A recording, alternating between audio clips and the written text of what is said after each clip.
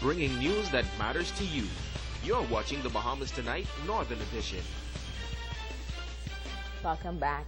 It is expected to become a signature event for the Ministry of Tourism. The first GB Band Festival hit the ground running this weekend, and it was a musical salute that was enjoyed by all. The Ministry of Tourism is excited about its success in this new addition to the island's tourism product. Here's Megan Shepherd with this report. Grand Bahamas' first band festival held over the weekend on Pioneers Way.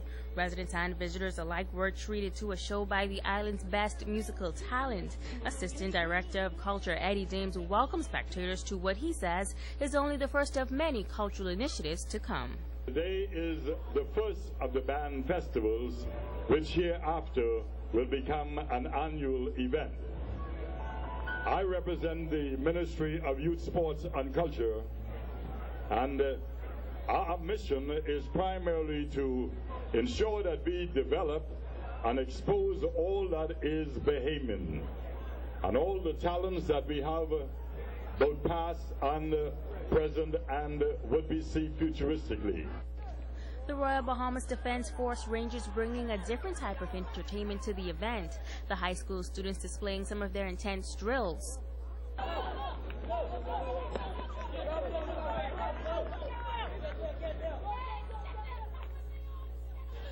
The Bishop Michael Alden High School Choir also adding their talents to the mix.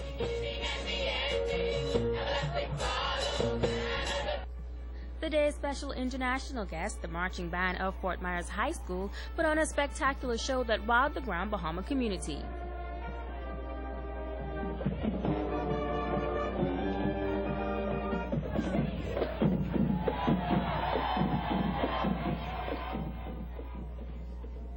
Music director Mark Dolberg says when he first visited the island, he met a gentleman who shared his passion for music and how the island's musical culture was in need of a boost.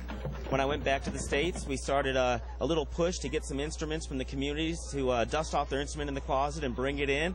And my goal today was to get as many of the kids playing a donated instrument so that when we were done, we could donate our instruments and spread the music and keep music alive all over the world.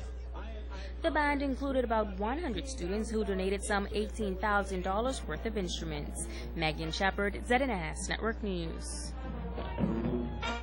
The interim executive team of the Grand Bahama Christian Council working to restore transparency and trust in that August body. The council is planning two big events to unite the Christian community and put the council back on a progressive path.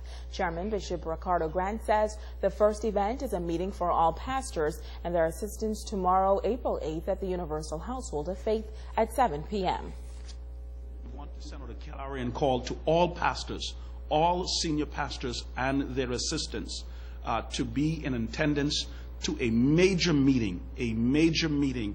I cannot stress strong enough how major this particular meeting is. It is a meeting in which we, the executives, all past presidents, will bring all pastors of the community up to date with all of the events up and coming, as well as all decisions that have been made and everything done by this executive team reference to the Grand Bahama Christian Council, so that we ensure accountability and transparency.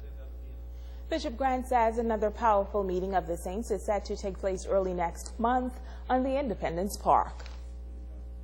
On the 4th of May, prior to the election, we're looking to do a healing and communion service, an island-wide healing and communion service. The venue for this is the Independence Park, and we're looking to do the largest communion service with healing on its wings here in Grand Bahama among the believers, among all and sundries here in Grand Bahama.